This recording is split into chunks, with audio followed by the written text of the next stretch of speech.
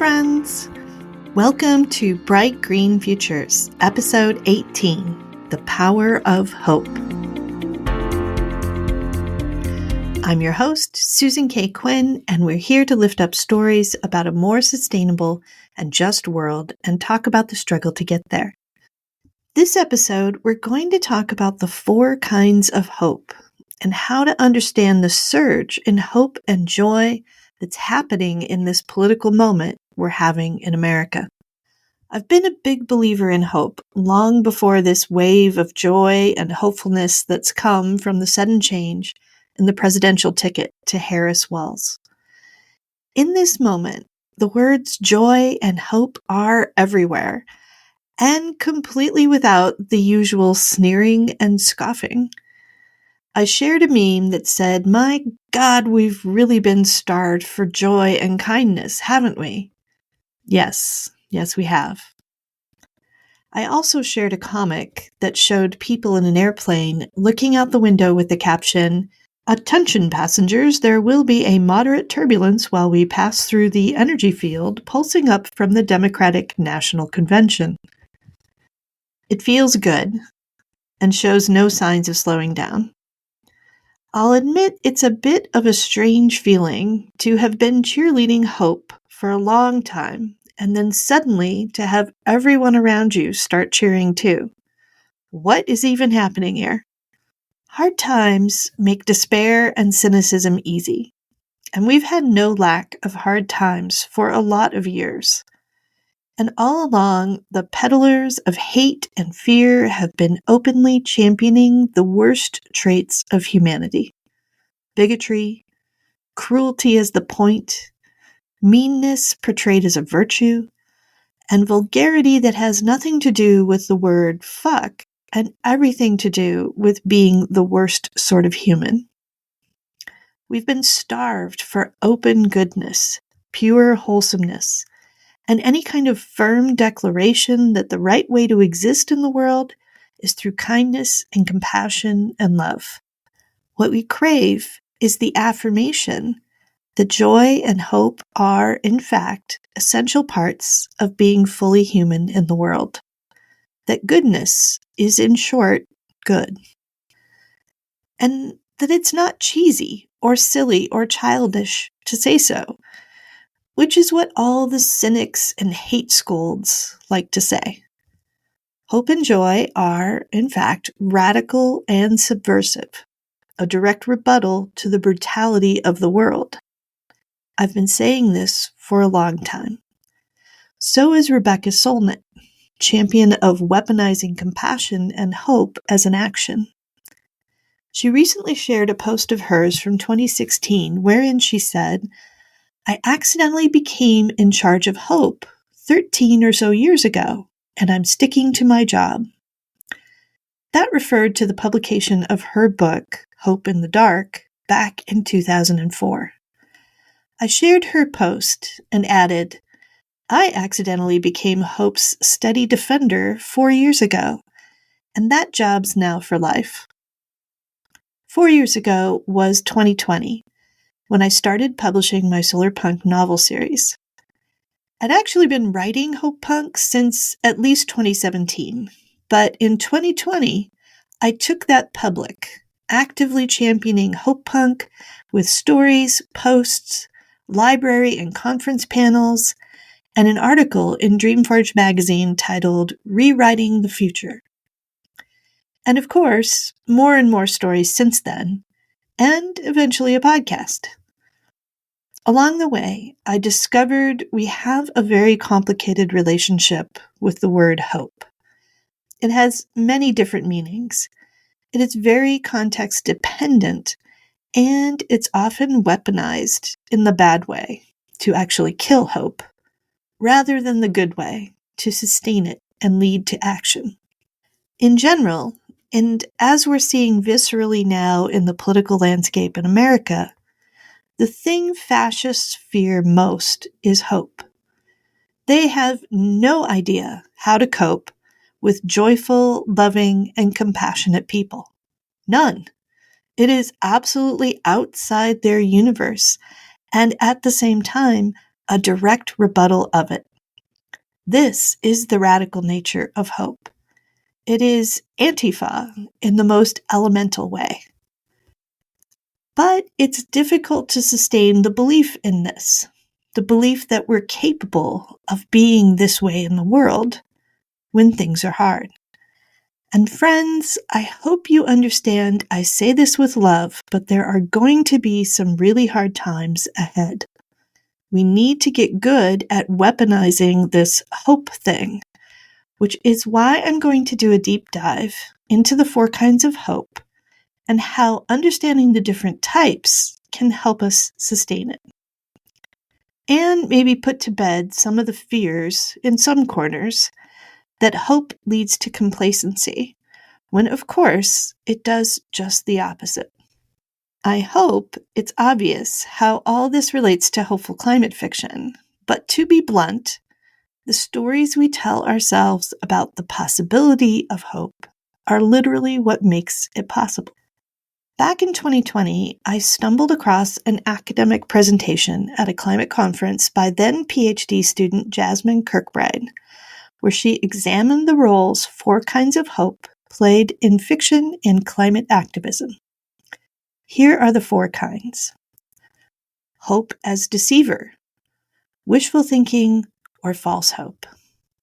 Hope as object, external, best we can hope for. A better term is optimism. Hope as sustainer, trying to keep hope alive despite depressing reality. And hope as catalyst, individual and communal action, quote, realistic hope.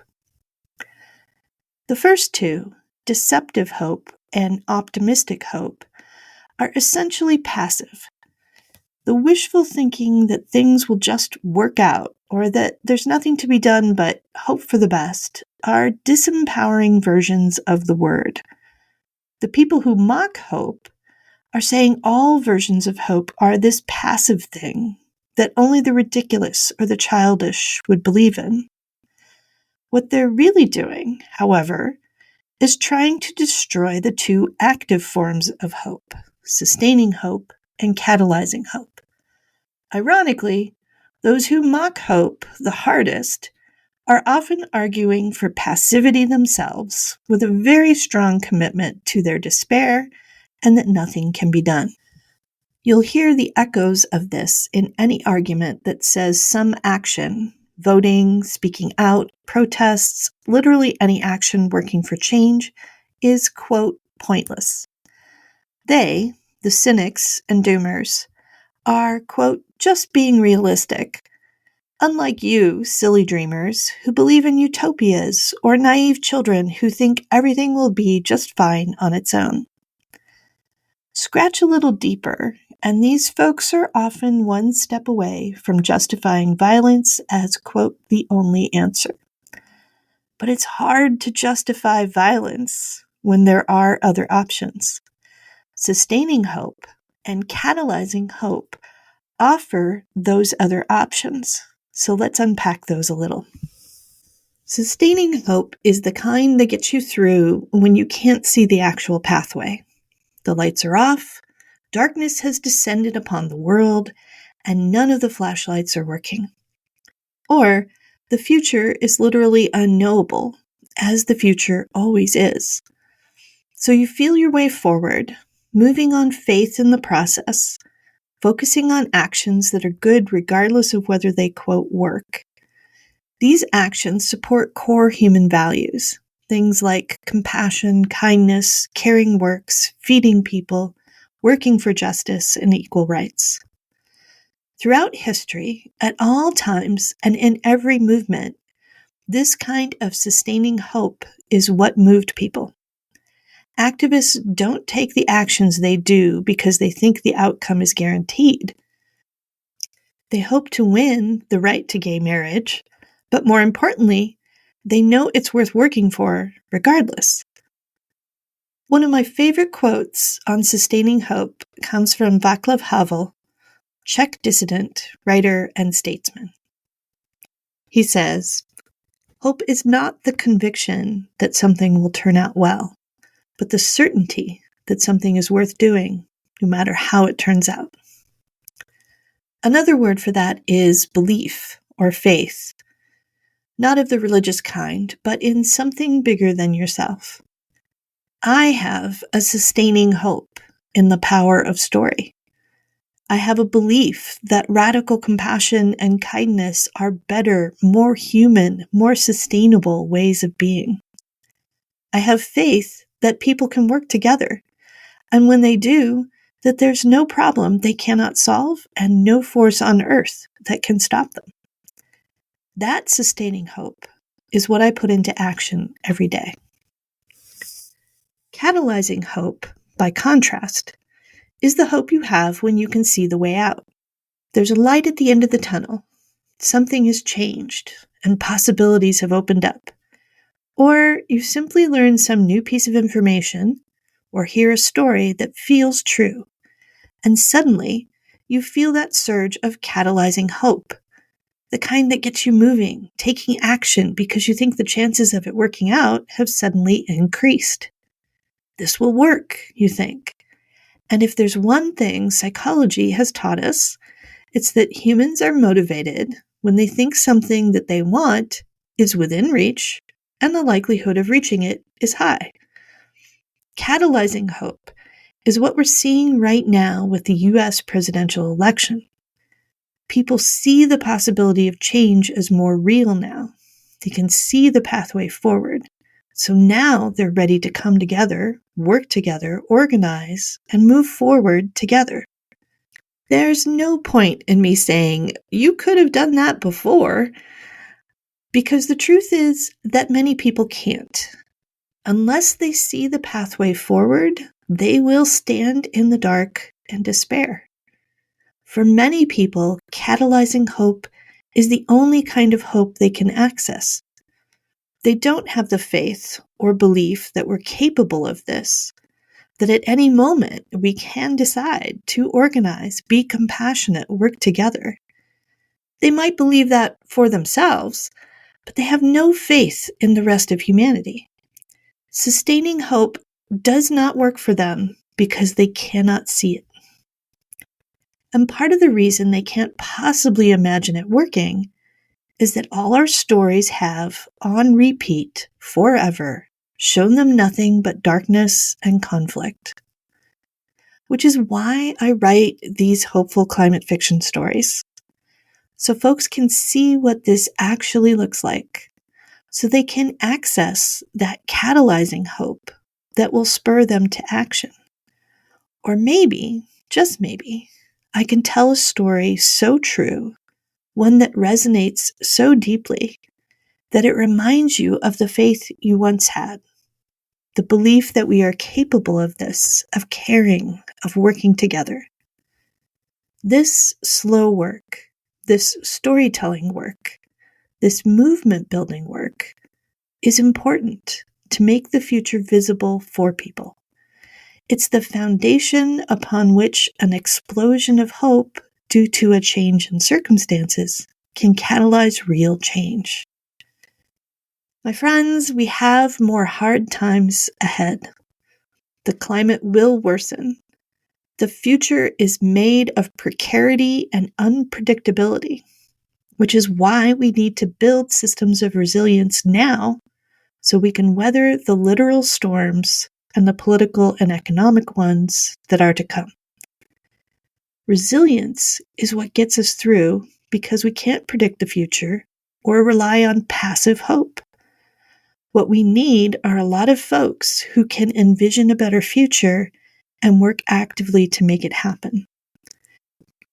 It's my fervent, sustaining hope that today's surge of catalyzing hope will get us to a better place and will reaffirm that belief in the possibility of a better tomorrow.